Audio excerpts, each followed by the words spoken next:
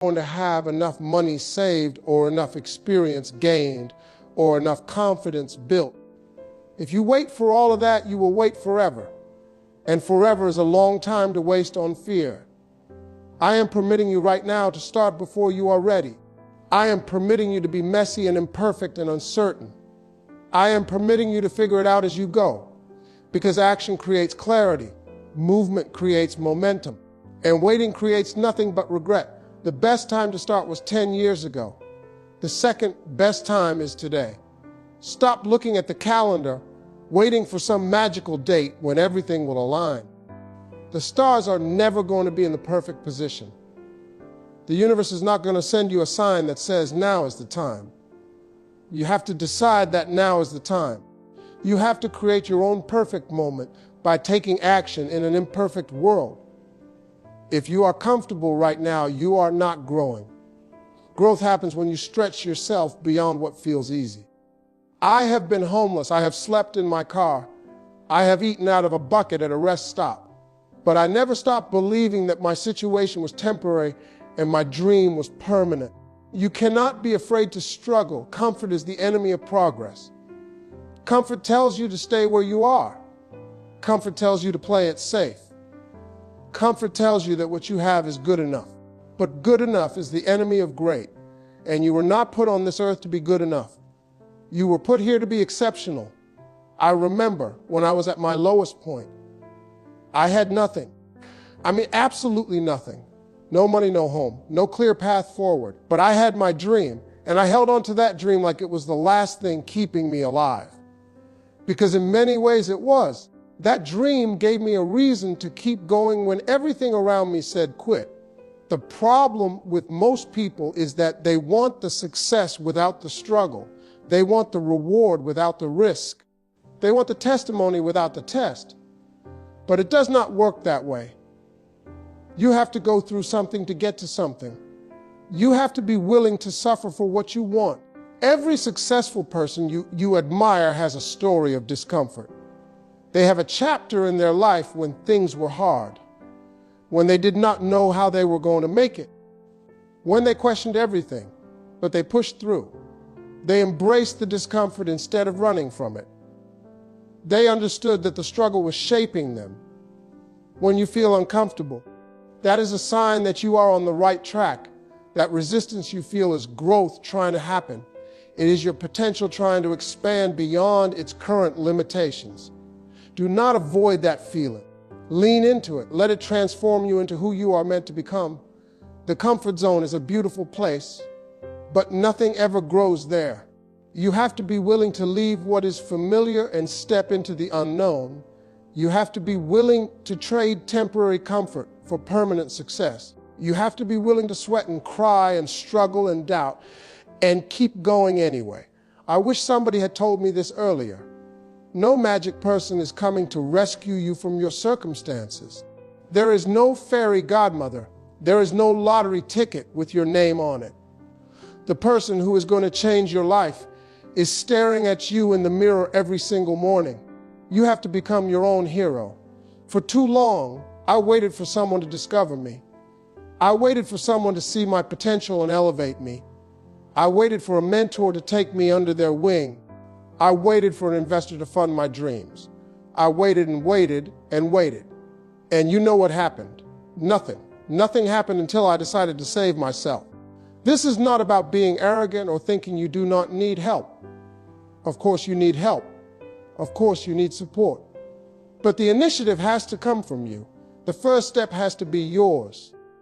Nobody is going to care more about your dream than you do.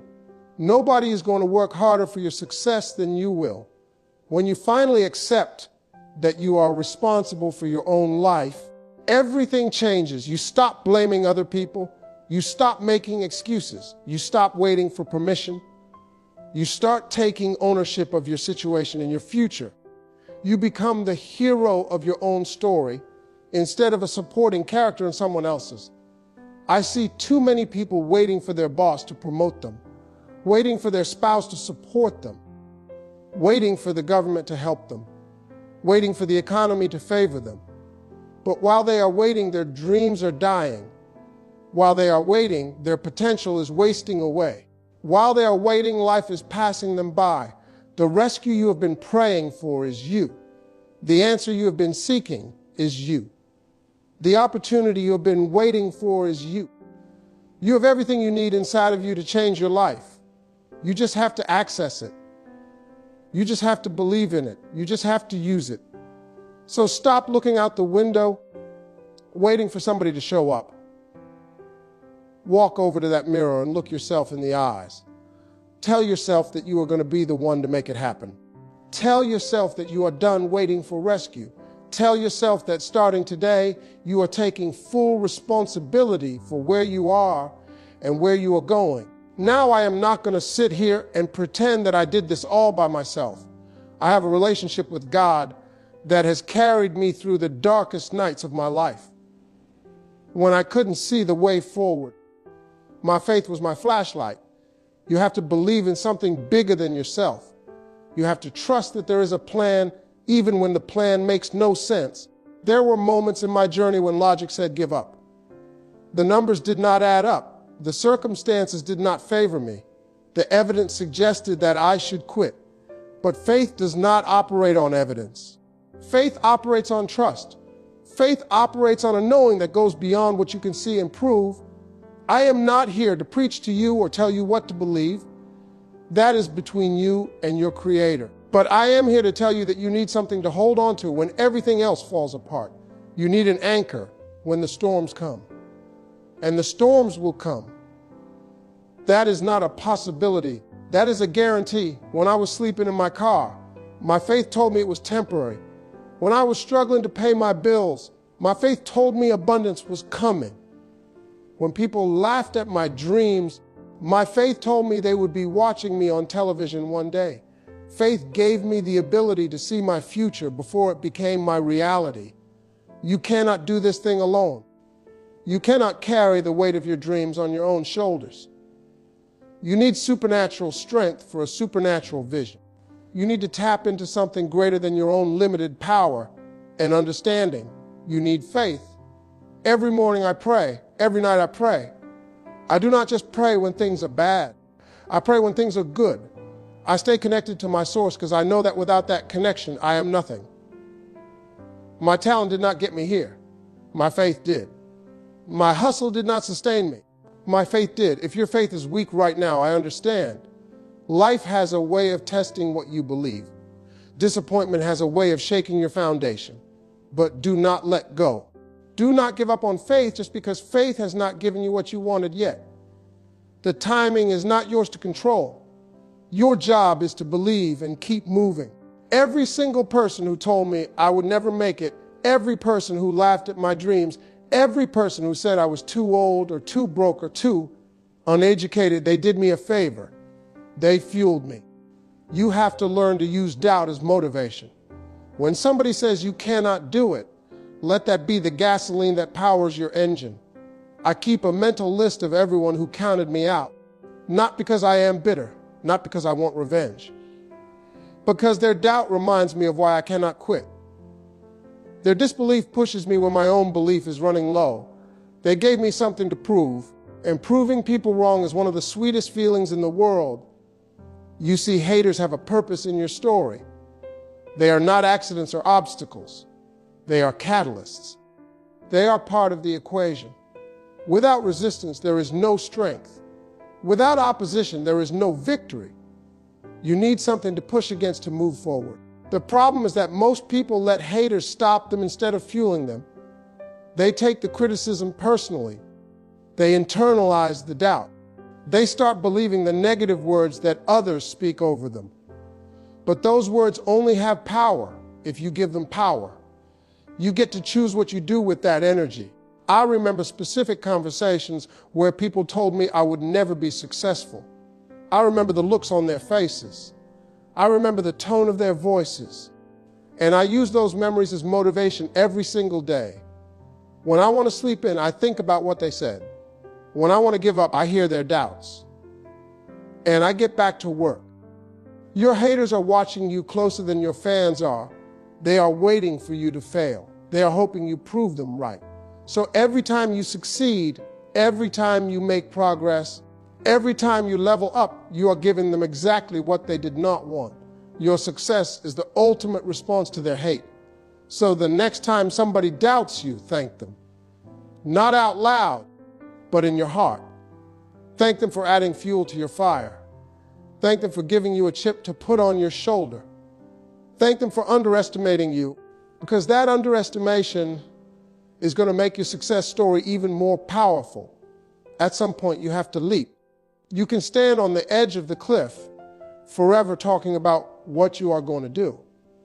But until you actually jump, you will never know if you can fly. Your parachute is not going to open while you are standing on the ground. It opens on the way down. Take the risk. I meet people all the time who have been planning for years. They have business plans. They have vision boards. They have ideas written in notebooks. But they have not done anything. They are professional planners, but amateur executors. Planning is important, but at some point, you have to move. When you jump, you are going to feel fear. That is normal. That is human. Anyone who tells you they were not scared when they took their leap is lying to you. Fear is part of the package. But courage is not the absence of fear. Courage is taking action despite fear. Courage is jumping anyway. The edge of the cliff represents everything you know.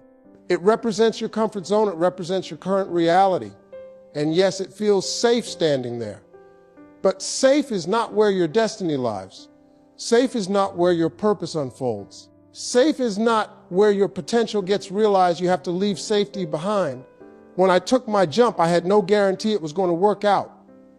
I had no safety net. I had no backup plan. All I had was my belief and my willingness to risk everything for the chance to become who I was supposed to be. And when I jumped, the strangest thing happened. I started to fly. Your wings are going to develop on the way down. The skills you need will show up when you need them. The resources will appear when you take action. But none of that happens while you are standing on the edge thinking about it. The universe rewards movement. God honors faith in action. So what are you standing on the edge of right now? What is that thing you have been thinking about but not doing? What is that jump you have been avoiding? I am telling you today that it is time. No more planning. No more preparing. No more waiting for the fear to go away. The fear is never going away. You have to jump with the fear still in your chest. I have seen talented people fail because they were lazy. I have seen people with average abilities succeed because they outworked everybody else. Talent is a gift, but discipline is a choice. You have to choose every single day to do the work, even when you do not feel like it. Especially when you do not feel like it. The world is full of talented failures. People who could sing but never practiced. People who could write but never finished the book. People who could lead but never showed up consistently. Talent gets you in the door, but discipline keeps you in the room. Talent gives you potential, but discipline turns that potential into performance. I was not the most talented person in any room I entered. I knew people who were funnier than me. I knew people who were smarter than me. I knew people who had more natural ability than me, but I outworked them. While they were sleeping, I was grinding. While they were partying, I was practicing. While they were relaxing, I was rehearsing. Discipline is what separates the amateurs from the professionals. Amateurs work when they feel like it. Professionals work on a schedule. Amateurs wait for inspiration. Professionals show up whether inspiration comes or not. Amateurs make excuses. Professionals make progress. You have to fall in love with the process, not just the outcome. You have to fall in love with the daily grind, not just the eventual glory. Because the daily grind is where success is built. It is built in the early mornings when nobody is watching. It is built in the late nights when everyone else is resting. It is built on the consistency of showing up day after day after day. I do not care how gifted you are. If you do not have discipline, your gift will go to waste. You will watch less talented people pass you by because they were willing to do what you were not. They were willing to sacrifice what you would not. They were willing to grind when you wanted to coast. Discipline is a muscle. The more you use it, the stronger it gets. Start with small things. Make your bed every morning. Exercise when you do not feel like it. Read when you would rather scroll. Build those small discipline muscles, and they will prepare you for the bigger challenges ahead. Not everyone deserves to hear your vision. Some people do not have the capacity to understand where you are going.